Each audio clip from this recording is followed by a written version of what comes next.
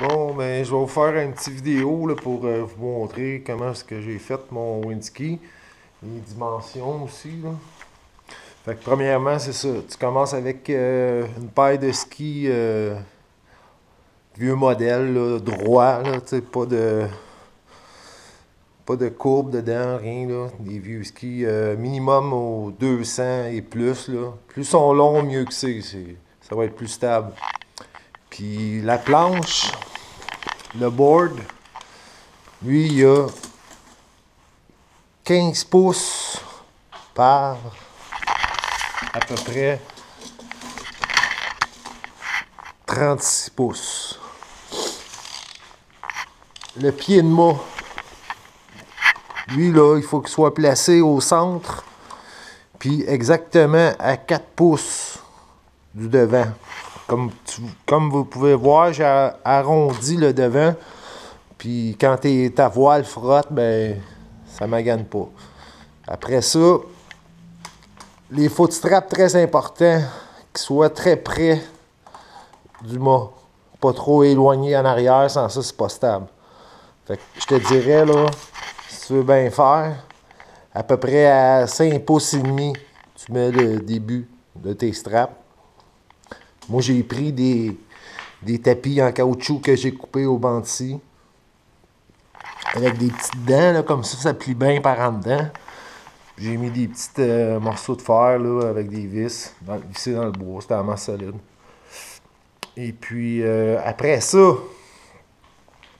si tu pars ta strap en arrière, là, centrée 4 pouces, t'en mets juste une, 4 pouces, puis j'ai tout le temps une distance d'à peu près 9 pouces.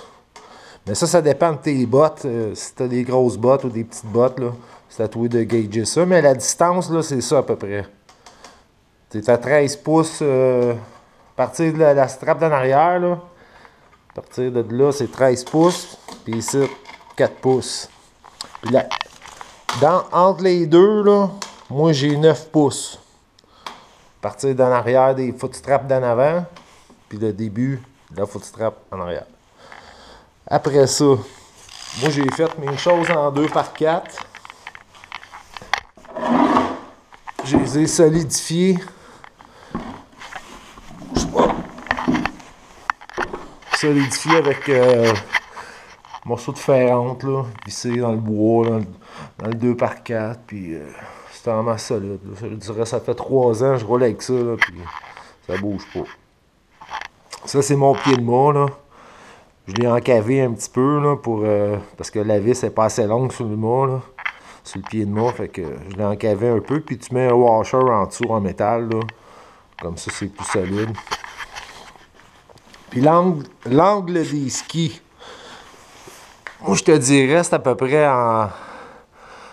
entre 45 puis 40 degrés, là. 35-45 degrés à peu près. De toute façon, je voulais vous montrer. Si je mets une planche comme ça veut dire que si tu mets ton ski à terre, tu devrais avoir à peu près, si tu peux voir là, à peu près 1 pouce et 5/8.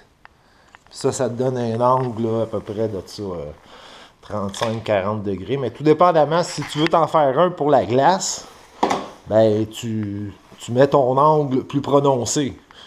Puis si tu veux aller dans la neige folle, ben là tu peux aller à peut-être 30 degrés, 35 degrés. Si tu vas sur la glace, ben là tu peux monter à 50-55. Avec des bons edges aiguisés, ça va gripper en masse là. Puis tu t'arranges pour pas aller trop vite au début, là. Parce que c'est comme... faut que tu t'adaptes un petit peu parce que c'est dangereux.